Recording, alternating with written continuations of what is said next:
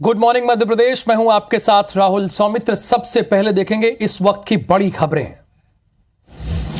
संसद के शीतकालीन सत्र का आज 14वां दिन। राज्यसभा में पेश किए जाएंगे तीनों नए criminal law bill. Telecommunication bill भी ला सकती है सरकार। मध्य प्रदेश विधानसभा का आज चौथा और आखिरी दिन। सदन में राज्यपाल के अभिभाषण पर होगी चर्चा। कल विधानसभा में हुआ था राज्यपाल का अभिभाषण। आज दिल्ली जाएंगे सीएम डॉक्टर मोहन यादव। गृह मंत्री अमित शाह और जगत प्रकाश नड्डा से करेंगे मुलाकात। मंत्रिमंडल विस्तार को लेकर होगी चर्चा। भोपाल में हुई कांग्रेस विधायक दल की बैठक। पीसीसी चीफ जीतू पटवारी समेत सभी विधायक रहे मौजूद। आगामी 3 महीने के ब्लूप्रिंट पर मंथन। मध्य प्रदेश में धार्मिक स्थलों पर लगे लाउड स्पीकर को लेकर आज से होगी कार्यवाही। सीएम के आदेश के बाद 7 दिन का दिया गया था अल्टीमेटम। अब सड़कों पर उतरेगा प्रशासनिक अमला।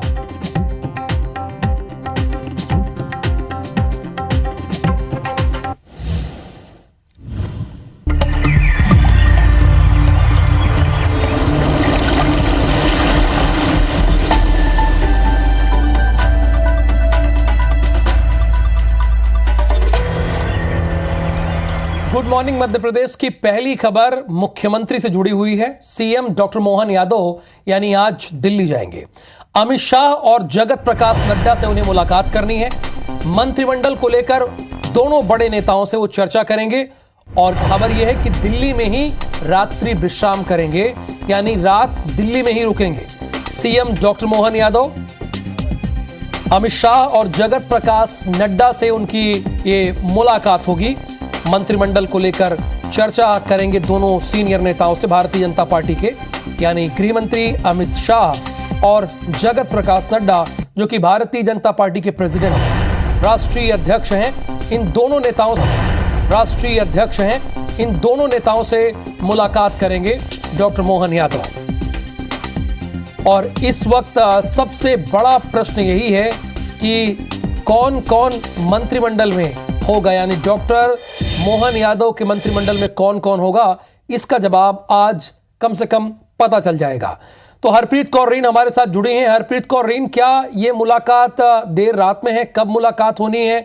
और क्या ये स्वाभाविक सी बात है कि मंत्रिमंडल पर चर्चा के लिए मुलाकात करने जा रहे हैं सीएम?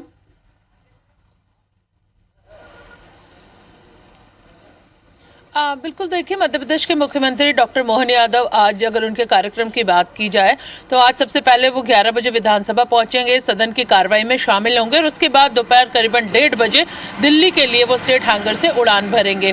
करीबन 3:30 बजे वो दिल्ली के लिए पहुंचेंगे और बताया जा रहा है कि इसके बाद ही उनका जो मुलाकात का समय है वो अमित शाह और राष्ट्रीय अध्यक्ष जेपी नड्डा के साथ तय किया गया है। हालांकि ये कार्यक्रम जरूर अभी मीडिया के नहीं बताया गया है, लेकिन इसके साथ ही शाम 7 बजे से वो मध्य प्रदेश के सांसदों के साथ रात्रि भोज करेंगे। लेकिन चूंकि अब मुख्यमंत्री दिल्ली जा रहे हैं, इससे पहले 17 दिसंबर को वो दिल्ली गए थे और कयास लगाए जा रहे थे कि अब जैसे ही मुख्यमंत्री दिल्ली से वापस लौटेंगे तो जो मंत्रिमंडल नाम तय किए गए हैं उनकी लिस्ट की घोषणा कर दी जाएगी, लेकिन ऐसा कुछ नहीं हुआ।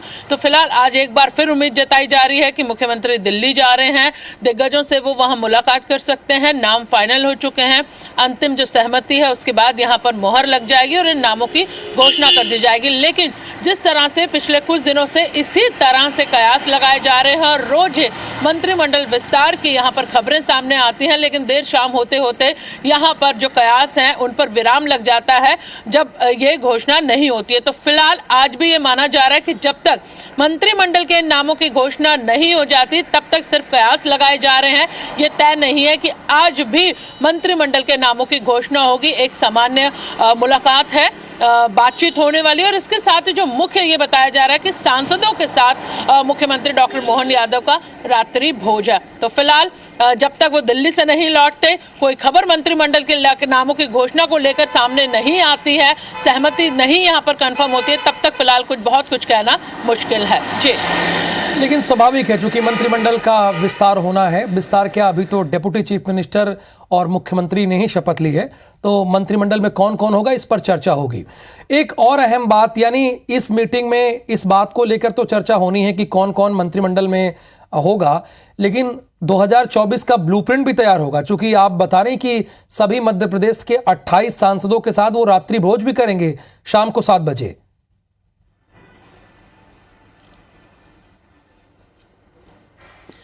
देखिए, इनमें से कई ऐसे सांसद हैं जो इस्तीफा दे चुके हैं, जो इस बार मध्य प्रदेश में चुनाव में उतरे थे, चाहे में राकेश सिंह हो, प्रहलाद पटेल हो, नरेंद्र सिंह तोमर हो, रीति पाठक हो।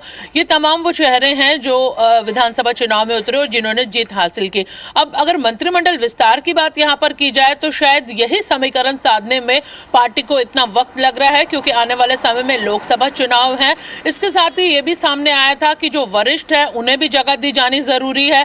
इसके साथ ही युवा चेहरों को भी इस बार पार्टी जगह दे सकती है। जिस तरह से नए मुख्यमंत्री का जो नाम है वो पार्टी ने सबके सामने लाकर न सिर्फ प्रदेश बल्कि पूरे देश को यहां पर चौंका दिया था। तो ऐसे में ये कयास लगाए जा रहे थे कि अगर मंत्रिमंडल विस्तार अब जब आने वाले दिनों में मध्य प्रदेश में होगा तो कुछ ऐसे चेहरे होंगे, लेकिन जो वरिष्ठ है उन्हें भी जगह दी जानी है। जो दिग्गज जीत कर, जो सांसद है अब जीत कर विधानसभा में विधायक के तौर पर पहुंचे, उन्हें भी जगह दी जानी जरूरी है। जातिगत समीकरण की बात की जाए, लोकसभा चुनाव है, ऐसे में वो तमाम जो लोकसभा है उनको यहां पर पूरा कवर किया जा सके, ऐसे नामों पर चर्चा की गई, लगातार चर्चा की गई। और इसके साथ ही हम अपने दर्शकों को बताना चाहेंगे कि इससे पहले पूर्व मुख्यमंत्री शिवराज सिंह चौहान भी जेपी नड्डा से पिछले 2 दिन पहले मुलाकात करके लौटे। तब भी ये माना जा रहा था कि नामों पर सहमति बन चुकी है और एक बार जो राय है वो पूर्व मुख्यमंत्री शिवराज सिंह चौहान के लिए गई है। आज मुख्यमंत्री जा रहे हैं तो फिलहाल फिर वही संभावना जताई जा रही है कि सब कुछ फाइनल हो चुका है और आज ये इस मुलाकात के बाद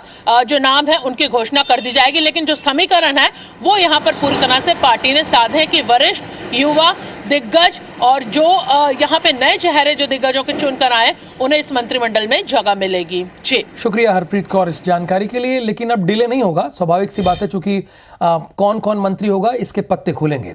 मध्य प्रदेश विधानसभा का आज चौथा और आखिरी दिन है। आज राज्यपाल के अभिभाषण पर सदन में चर्चा होगी। कल विधानसभा में राज्यपाल का अभिभाषण हुआ था और आज इसी पर चर्चा होगी, चाहे सत्ता पक्ष हो या विपक्ष हो, क्योंकि राज्यपाल का अभिभाषण जो होता है वो सरकार के कार्यों की रूपरेखा होती है। तो इस पर चर्चा होनी है आज सत्ता पक्ष और विपक्ष के बीच। ये शीतकालीन सत्र है और शीतकालीन सत्र का ये आखिरी दिन है। 4 दिनों का ये छोटा सत्र था।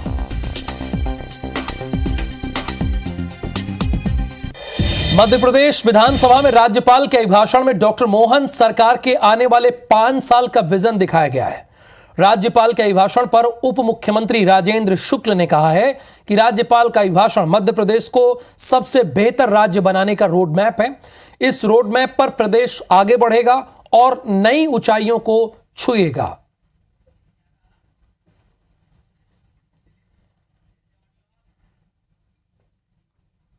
वो रोड मैप है जी मध्य प्रदेश को सबसे बेहतर राज्य बनाने का और उस रोड मैप पर प्रदेश आगे बढ़ेगा और ऊंचाइयों को प्राप्त करेगा। प्रधानमंत्री ने ऐसे काम किए हैं कि उनका जिक्र किए बिना देश और मध्य प्रदेश को हम ऊंचाइयों पर नहीं ले जा सकते।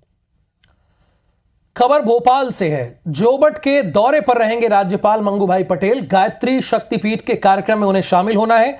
बिलखेड़ी गांव में विकसित भारत यात्रा में भी वो शामिल होंगे। तो राज्यपाल मंगू भाई पटेल का ये आज का कार्यक्रम है। जोबट के दौरे पर रहेंगे राज्यपाल। गायत्री शक्तिपीठ के कार्यक्रम में उन्हें शामिल होना है। बिलखेड़ी गांव में विकसित भारत यात्रा में उन्हें शामिल होना है।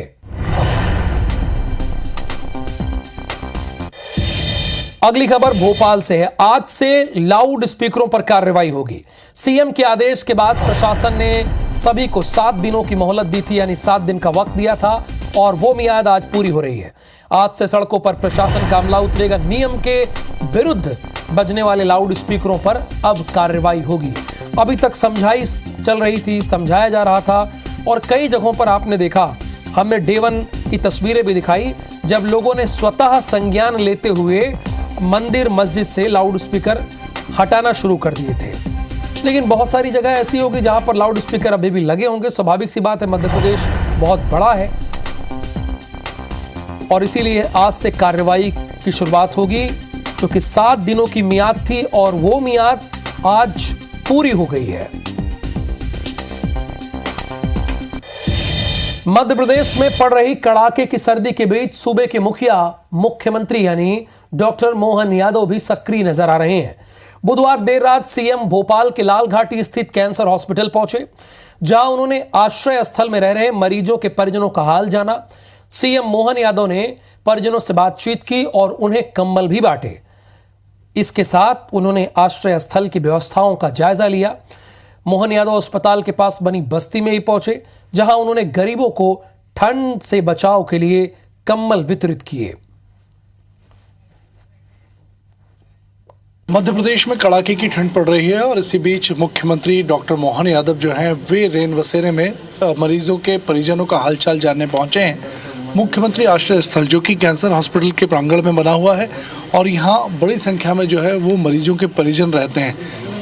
मुख्यमंत्री अभी यहाँ पहुँचे और सभी मरीजों के परिजन जो यहाँ रुके हुए हैं उनका हालचाल जान रहे हैं और ये पूछ रहे हैं कि कोई दिक्कत या परेशानी उनको यहाँ रहने के दौरान तो नहीं है, तमाम जो व्यवस्थाएं हैं वो दुरुस्त हैं या नहीं। मुख्यमंत्री जी से ही बात करते हैं। सर, आप रात को यहाँ पहुँचे हैं सर, काफ़ी ठंड भी है और मरीजों के परिजनों से आपने व्यवस्थाएँ जानी है, क्या कुछ मिला है सर? नहीं, मिलने का क्या है, तो सेवा का स्थान है और हम सब का जवाबदारी है कि ऐसे कष्ट के समय में हम सब उनकी चिंता पालें।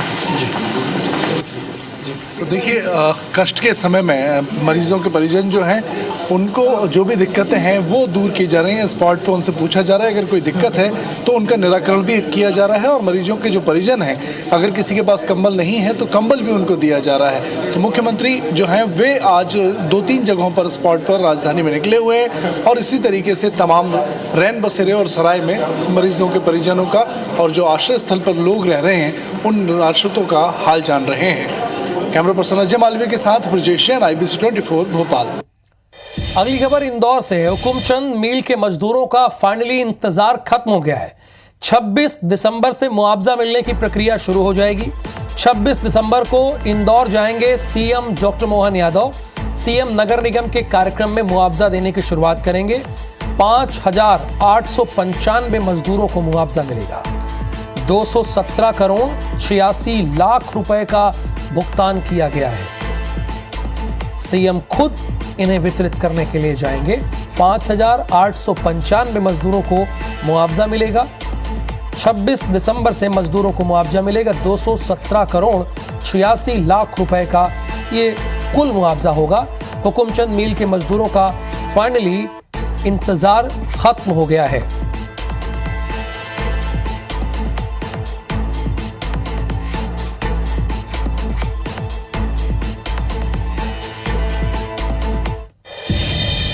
मध्य प्रदेश के विधानसभा चुनाव में बम्पर जीत के बाद भाजपा अब लोकसभा चुनाव की तैयारी में जुट गई है। यानी लोकसभा चुनाव की तैयारी में अभी से वो जुट गई है।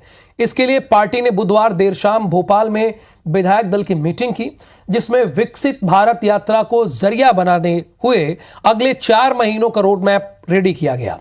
इसके लिए पार्टी ने कई कार्यक्रम तय किए। विधायकों को अलग अलग टारगेट दिया गया। बीजेपी विकसित भारत संकल्प यात्रा को बड़े स्तर पर आयोजित करेगी। 25 जनवरी तक 45 दिन यात्राओं में बड़े नेता शामिल होंगे। इसके साथ ही 26 दिसंबर को भाजपा पूरे प्रदेश में वीर बाल दिवस के रूप में मनाएगी, जिसमें 26 दिसंबर से 30 दिसंबर तक शहीद वीर फतेह सिंह और जोरावर सिंह को शहादत दिवस मनाएगी। इस दौरान लोगों को गुरु गोविंद सिंह के पूरे परिवार की शहादत के बारे में जानकारी भी दी जाएगी। फरवरी में सभी विधायक और सांसद जनता के बीच पहुंचेंगे। पार्टी बड़े स्तर पर घर घर जनसंपर्क अभियान चलाएगी। विधायक और पदाधिकारी सरकार की योजनाओं और हितग्राहियों के जरिए प्रचार प्रसार करेंगे। मार्च में पूरे प्रदेश में बड़े स्तर पर यात्राएं और रैलियां निकाली जाएंगी। इसके साथ ही बीजेपी ने अपने विधायकों को हाईटेक कार्यालय बनाने और जमीन पर सक्रियता बढ़ाने के निर्देश भी दिए हैं। विकसित भारत संकल्प यात्रा को पूरा तंत्र मध्य प्रदेश के अंदर हमारे मुख्यमंत्री जी के नेतृत्व में आज लगातार बेहतर तरीके से यात्रा चल रही है। उसमें सभी लोगों की सहभागिता बने, तो भारतीय जनता पार्टी के कार्यकर्ताओं को भी हमने निर्देशित किया है। वो जनता के लिए सरकार की योजनाओं के ठीक से क्रियान्वयन कराने के लिए केंद्र और राज्य की सरकार के सभी जनहितैषी योजनाओं का ठीक से क्रियान्वयन कराने के लिए, विकसित भारत संकल्प यात्रा जो निकल रही है उसका ठीक से संचालन करने के लिए, ऐसे अन्य अन्य विषयों को लेकर के हम उपस्थित थे। लोकसभा के चुनाव के लिए उन सबको जवाबदारी दी गई है। आपकी अपनी जवाबदारी है कि अपनी विधानसभा लोकसभा के चुनाव में फिर से जिता के दिखाएं। उन्हें सूचनाएं जो विधायक को दी जाना चाहिए वही आज की बैठक में दी गई। संगठन ने कुछ कार्यों का निर्देश किया है, हर कार्यकर्ता को उस काम में जुटना है। उपराष्ट्रपति की मिमिक्री के मामले में सियासत अभी भी जारी है। मध्य प्रदेश के उप मुख्यमंत्री राजेंद्र शुक्ल ने भी विपक्ष पर निशाना साधा है और कहा है कि राहुल गांधी भारतीय राजनीति के गैर जिम्मेदार नेता स्थापित होते जा रहे हैं। आसमान की तरफ मुंह करके थूकने से खुद मुंह खराब होता है। राहुल गांधी को भगवान सद्बुद्धि दें। वहीं पूर्व केंद्रीय मंत्री और विधायक प्रहलाद पटेल ने कहा कि राहुल गांधी ने बड़ी भयंकर भूल की है, नैतिक तौर पर मूल्यों को ध्वस्त करने वाली है, शब्दों में उसकी निंदा नहीं हो सकती है। देश देख रहा है, कैलाश विजयवर्गीय ने इसे घोर निंदनीय बताया है।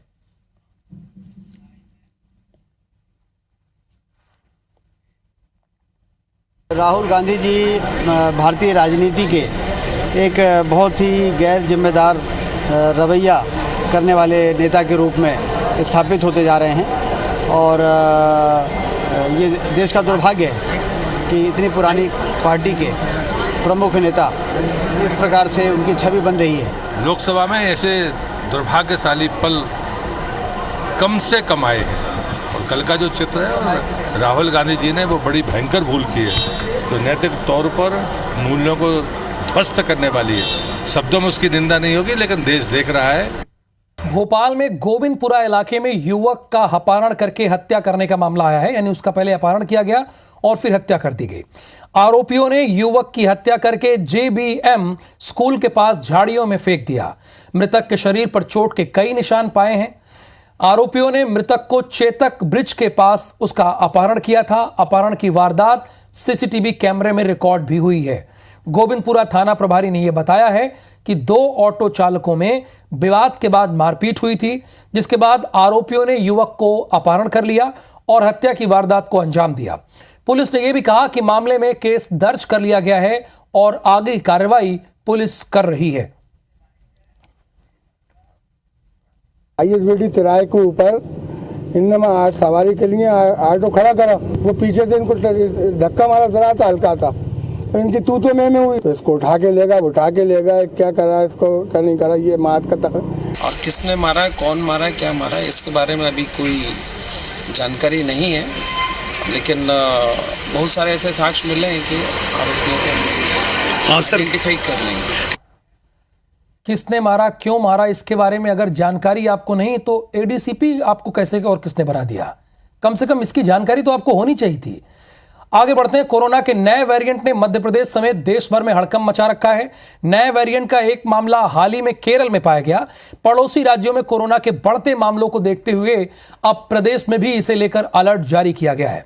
इस संबंध में मुख्यमंत्री डॉक्टर मोहन यादव ने स्वास्थ्य विभाग को अलर्ट तो किया ही है, वहीं कोरोना के संबंध में केंद्र से जारी गाइडलाइन को प्रदेश में लागू भी किया गया है। इसके साथ ही उन्होंने लोगों से कोरोना नियमों का पालन करने की अपील की है। भोपाल में हालांकि अभी तक कोरोना के नए वेरिएंट का कोई मरीज नहीं मिला है, लेकिन एक चीज मैं आपसे कहूंगा कि एहतियात बहुत जरूरी है। Prevention is better than cure, यानी कि आप सावधान रहें। अभी आप देख रहे हैं हम सब आगामी कुछ दिनों में क्रिसमस और नया साल मनाने वाले हैं। आमतौर पर ऐसे समय बाजारों में और दूसरी जगह भी भीड़ भाड़ काफ़ी रहती है, तो भीड़ भाड़ से बचें। जो सोशल डिस्टेंसिंग या फिजिकल डिस्टेंसिंग की बात है उसको फॉलो करें और गवर्नमेंट जो भी गाइडलाइंस टाइम टू टाइम निकाल रही है उनका अवश्य पालन करें। डरे नहीं पर सावधानी बरतें। इंदौर के बाद जबलपुर में भी एक महिला कोरोना पॉजिटिव पाई गई है। जबलपुर के नर्मदा रोड में रहने वाली 69 साल की बुजुर्ग महिला अपनी बेटी के साथ कुछ दिनों पहले नार्वे घूमकर लौटी थी। इसी दौरान वो बीमार पड़ी, जांच किया गया तो कोरोना निकला। जिले के मुख्य चिकित्सा और स्वास्थ्य अधिकारी डॉक्टर संजय मिश्रा के मुताबिक महिला की कोरोना जांच रिपोर्ट में CT वैल्यू कम आई है। इस वजह से फिर से जांच के लिए सैंपल भेजा जा रहा है। फिलहाल महिला मरीज पूरी तरह से फिट है और घर पर ही आइसोलेट कर दी गई है। एहतियातन अब हर व्यक्ति जिसकी ट्रैवल हिस्ट्री है उसे ट्रेस करने के लिए स्वास्थ्य महकमा अलर्ट हो गया है। साथ ही लोगों से अपील की है कि अगर कोरोना जैसे लक्षण आपको दिखें तो नजदीकी स्वास्थ्य केंद्र जाएं और अपनी जांच तुरंत कराएं। नार्वे से एक महिला यहाँ पर आई थी अपनी बेटी के साथ। उनको कुछ बेचैनी महसूस हो रही थी, सर्दी खांसी बुखार तो नहीं है उनको, और उन्होंने मेडिकल में अपनी जांच कराई थी तो उनकी एक रिपोर्ट पॉजिटिव आई है। उनकी बेटी की भी जांच अपन करा रहे हैं। वो घर में हैं, ग्वारीघाट क्षेत्र में निवास कर रही हैं और माँ और बेटी दोनों घर में ही आइसोलेटेड हैं। 2 ही सदस्य हैं उनके परिवार में। इसके अतिरिक्त जांच जो है कोविड की वो भी लगातार हो रही है मेडिकल कॉलेज की लैब में। सभी दवाइयां हमने यहाँ उपलब्ध कराई हैं। ऑक्सीजन पर्याप्त मात्रा में है, पलंग पर्याप्त मात्रा में सरकारी अस्पताल और प्राइवेट अस्पताल में उपलब्ध हैं। कोरोना से बचने का एक उपाय ये भी है कि हाथ मिलाने के बजाय आप लोगों से नमस्कार कीजिए। जन्मभूमि में मंदिर का हो रहा है निर्माण। 22 जनवरी को होगा दिव्य और भव्य उद्घाटन और हम कर रहे हैं श्री राम पर विशेष शो की शुरुआत। देखिए हर रोज 4 स्पेशल शो, हर सुबह 9:30 बजे, हर दोपहर 3:30 बजे, हर शाम 6:30 बजे और हर रात 9:30 बजे, सिर्फ IBC 24 पर।